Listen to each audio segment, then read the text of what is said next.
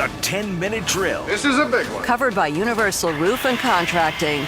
The difference is universal. On 1010XL. Let's go, let's go, let's go. Hit it. All right, sports concepts and rationalizations coming your way on Trevor Lawrence Celebration Monday. We're oh so close. I can taste it. Oh, Trevor, we love you. This is a very odd year. There's been a few Mondays here where we've, hardly discussed the game because it's just the same story every week. Yesterday, we were out of it like almost before we had an offensive play. It was 9-0 when you looked up, and then the Ravens got going. The Jags did do one good thing yesterday. They sort of controlled Lamar Jackson's running ability. They actually had a nice plan for that and did a good job in slowing down Lamar Jackson, but he threw 3 touchdowns against our awful secondary. That pick early shook me to the core. I looked up, I said, my God, and then the announcer, God bless you, Andrew Catalan, said, that's his first pick in 3 years. I'm like, atta baby. That surprised me. If you would have asked me before the game, does Josh Jones have an INT, I would have said yes. I would have thought so, too. Yeah. I would have thought so, too. We're 2 games away now is the do I even have a guy tied? Or yeah. But he's not playing. That's the great news. I know. I lost. We got to keep sitting. He's got to get shut down, too. This is a middle finger from, the dime bet gods. Is it? Well, I mean, both of your picks were neither one was an athletic display. He got thrown right to him 2 times. One, he threw it up into a mass of people, and it settled into his belly. Nose for the ball, The second one was a good pick, but he did throw it right to him. I like to call that nose for the ball. Meanwhile, I got C.J. Henderson with 1 in week 1. He hadn't played a million years. I got Sidney Jones tied with 2, and he hadn't played a month and a half. Yeah. I mean, it's baloney. Let's get there. I don't like the dime. I'm getting tired of the dime board. It takes your soul away. It does. There's somebody in the other room who could talk about that. But anyway. Yeah, you want to talk about having your soul sucked out of your body. Yeah. So anyway, but they lost, and they got hammered, and they were horrible, and there's nothing really fruitful to discuss except what happened afterwards. As far as the Jaguars are concerned, the good news is now for 2 weeks they kind of look like they're done, which is great for where we are right now. Well, and they've played 2 teams. The Bears are hot right now. They're 7-7, and they got a legitimate shot of getting that last playoff spot. So they're going to play hard. And look, this is a coach fighting for his job. We have a lot going for us. Listen, do not make a mistake. It's not like there have been other bad Jaguars teams that they were bad for other reasons. Yes. Like they could still flare up and get you. We're bad organically. We're terrible. This is like Gus's bad team. Mm-hmm. Like Malarkey's bad team even had veteran pieces, and they lost 2 or 3 in overtime, and they could play with, but this team can't. They're terrible. Yeah. Well, we hope so. And we got to stay the course and finish up and lose. But yeah, it was not a pretty game yesterday. Minshew was okay, nothing special. He wasn't very good. The first half he was awful. He got maybe he got the rust off in the second half. I don't know. I don't care. I don't want him to play Sunday. I don't want anyone to play. Shut them all down. So we've gone over that. And we'll continue to go over that throughout the week. But it's Trevor Lawrence countdown now, man. We're knocking on the door. And it's awesome. Listen. If you're just casual fan, I don't know how to express to you how huge this is. Yes. As good as Joe Burrow was last year and the expectations and how he was playing. I mean, this guy, we said, he's way ahead of these guys projection-wise. I said this last night, and I'll get your opinion, and I said it not kiddingly, with all due respect. Trevor Lawrence right now, Jeff Prosser, right now would be the second best quarterback in Jaguars history. Who? Trevor Lawrence, right now, as without taking one NFL snap. Yeah. Trevor Lawrence is the second best quarterback we've ever had. If he doesn't get hurt, after about 16 weeks, Mark Brunell will fall to second. I mean, this guy has unlimited. And Mark, by the way, will gladly fall to second. Gladly. I'm sure he would, sure. I mean, this is, every quarter. I can't put it enough. Every quarterback we've gotten.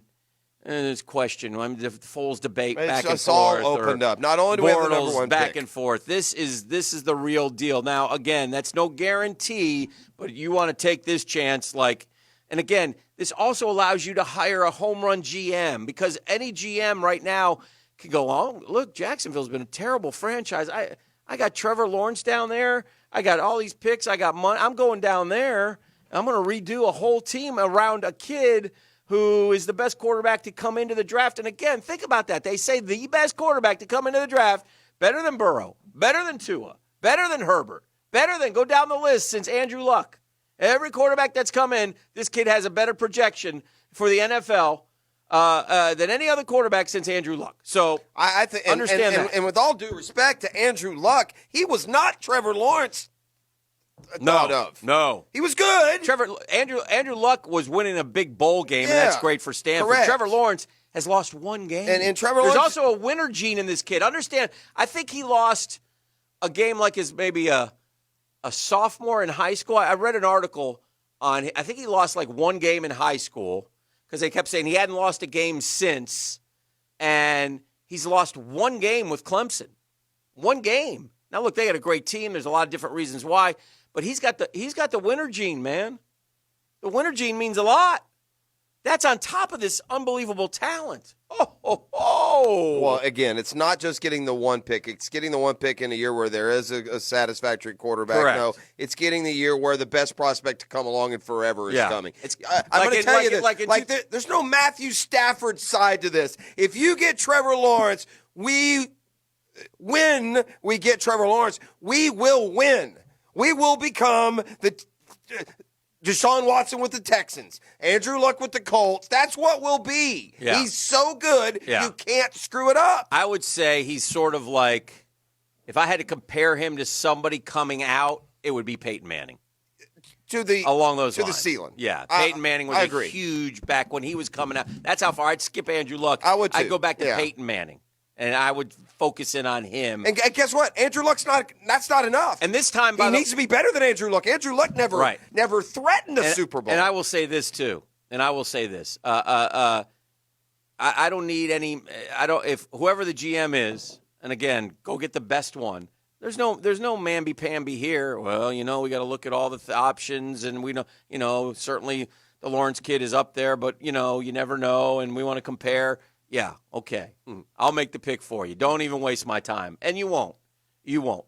You will draft Trevor Lawrence, number 1, and the city will explode with joy. The real question that was going around Twitter yesterday is if they're picking number 1, will the network stick with tradition and still cut the break? You know what? I would say this. If I were Shad Khan, the directive would be, when after the loss to the Colts and the 1-15 record, I would come out and say, "Look, we're drafting Trevor Lawrence," and I would do whatever I had to do to begin the courtship of Trevor Lawrence as well. And by the way, I think that's one of the reasons. Feel free to go ahead and hit that home run hire GM and get him signed up and sealed up and delivered up, unless there's somebody out there we're waiting for, Belichick, that to be president and coach and general manager all in one. Whatever. I don't care. But I want the world to know we're not wasting time here. We got Trevor Lawrence. Go ahead and start Lot J and put Trevor's place in there. Go ahead.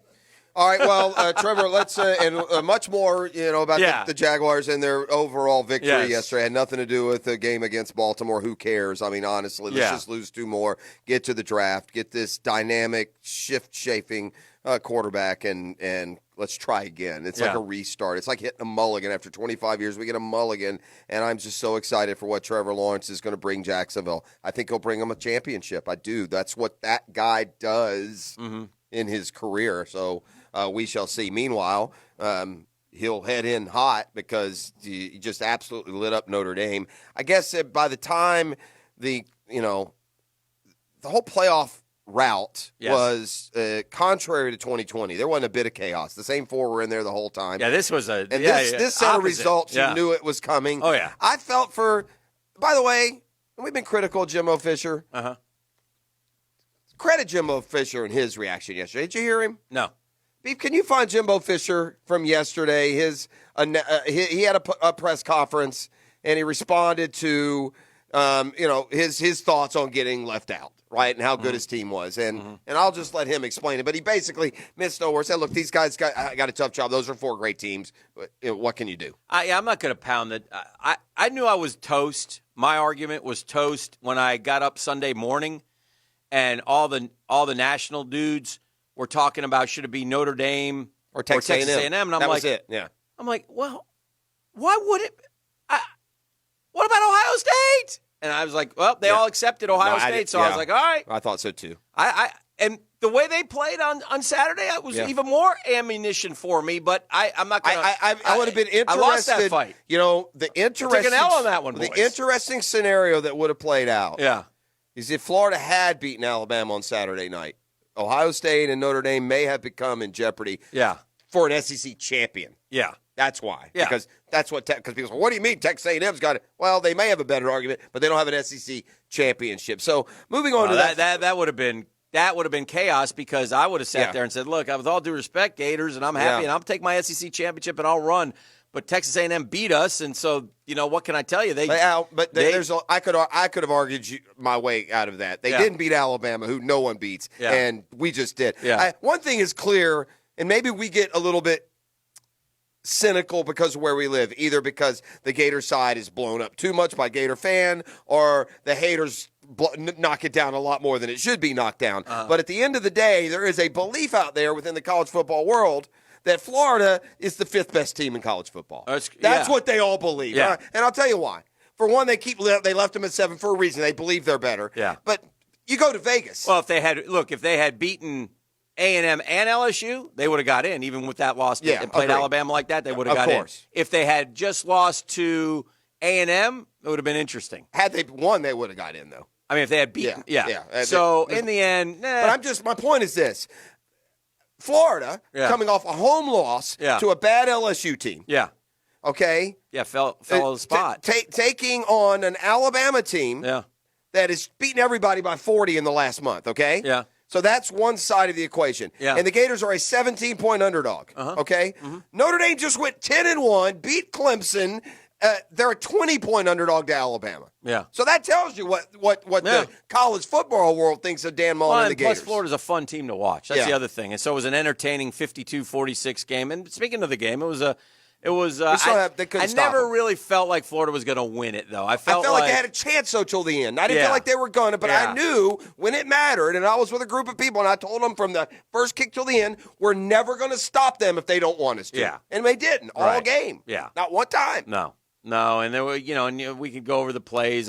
Had some penalties. Trask was terrific. Mac Jones was terrific. Devontae Smith was terrific. Kadarius Toney was terrific. Najee Harris was unbelievably good, and Kyle Pitts is a superstar who's played his final game for the Gators. The big names showed up. It was fun to watch. There were 6 superstars in that game, all playing, and they traded punches. And Florida, giving up 35 in the first half was a death blow. They played a great third quarter, got back into the game.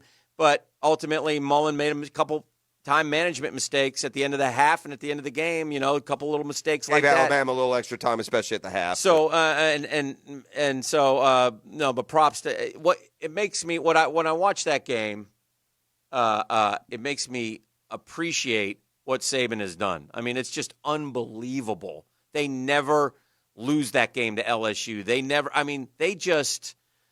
I mean.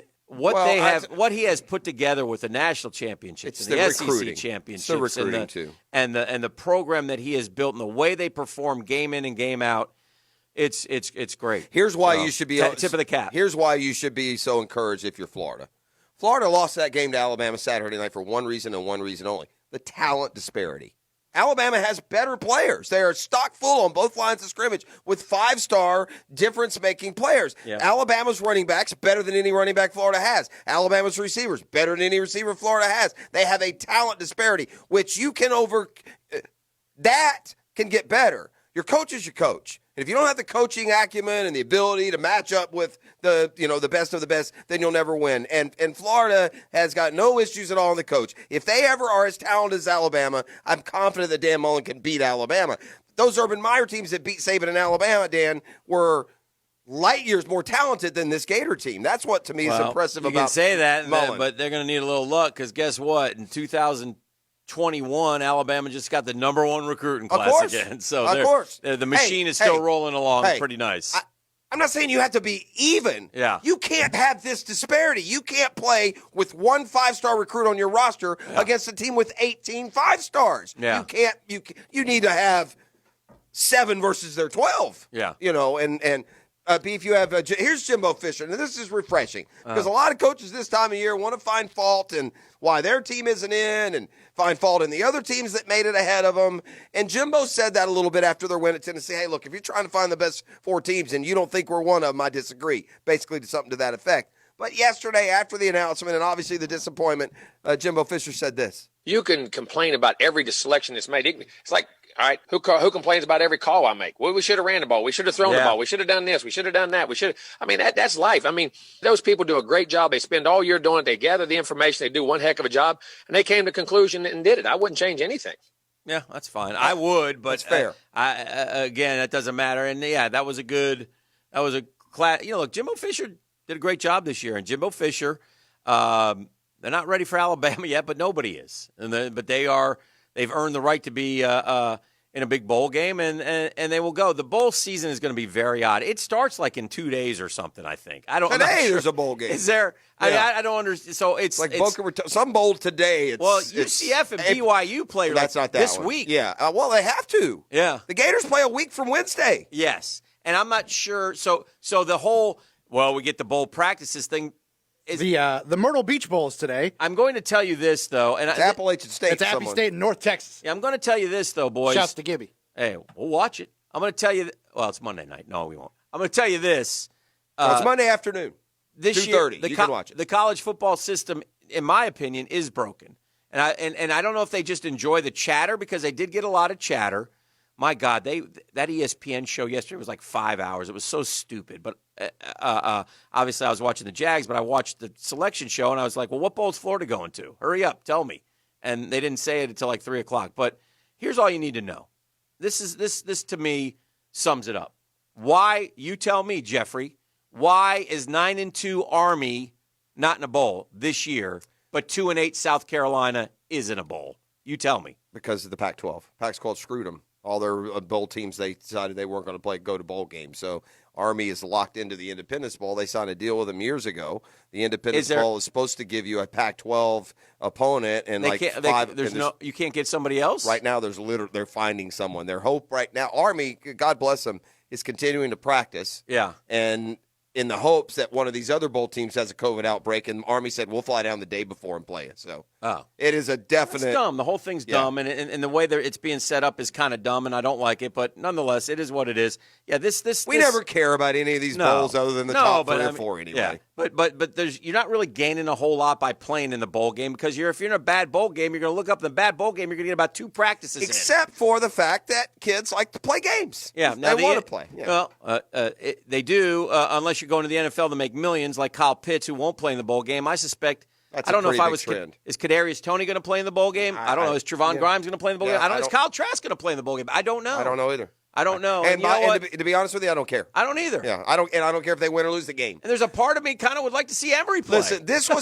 was a measuring stick year for Florida, and they played their way down to that. They need to prove that they remeasure, and they measured against Georgia. That was a hurdle they had to get by, and that gave them the opportunity to measure up against Alabama. And after that, they're not ready to measure up with the Clemson, Ohio State Final Four level. They got to get a little bit better. I think Florida's got to get a running back, Dan. Enough is enough is enough. You can't keep playing elite level football. That was the most as great as Trask was Saturday night throwing the ball and such. I have so much respect for him sticking his nose. He can't run the ball. Yeah. He made some big runs for us. Yeah, but we had no running game. Oh, no. We have no running game. You have no running backs. The good ones they had to invent stuff. They had to run Trask. They had to run Toney. They had to invent stuff. The national – look, whether it's Florida with Fred Taylor on one of those teams and Percy on the other two, or whether it's any of these other teams, we always look at the quarterback, and they're important. Yeah. But Travis Etienne and Ezekiel Elliott and Derrick Henry, these guys have all played major roles in these power teams winning. Najee Harris, 27 touchdowns. Derrick Henry's Heisman year, 28 touchdowns. All right, we got to head to break. The Trevor Lawrence celebration tour continues. Maybe we're a little early, maybe we're not, but we're going to do our very best. We've gone through a lot together, Jacksonville. We've done all we can do. And we're going to push through these last 2 games, by God. And if you have to go to the stadium Sunday and put on a Bears hat, you do that. I don't care. You cheer for the Chicago Bears, Jaguar fans. I don't care. I'm telling you, we're right there. And there's nothing wrong with that. Nothing. Don't let these people tell you. Don't let the man tell you about some sort of integrity in NFL. No. Well, we're here to lose. Yeah. And we're here to lose big, but we're going to win right now. Somebody's going to win. Beef, what are they going to win? They're taking over selections from the holiday gift guide at 1010XL.com. It's up and running. Today's winner going to go home with a gift certificate from Coastal Indoor Golf. 10 hours in the simulator. Woo! That's a $350 value. Wow. And a $25 gift card to restaurant. There's a party going on right here. Part of the holiday gift guide at 1010XL.com. Come on, Jeff. Check it out. Let's dance. Caller number 1, 641-1010. Woo! We gon'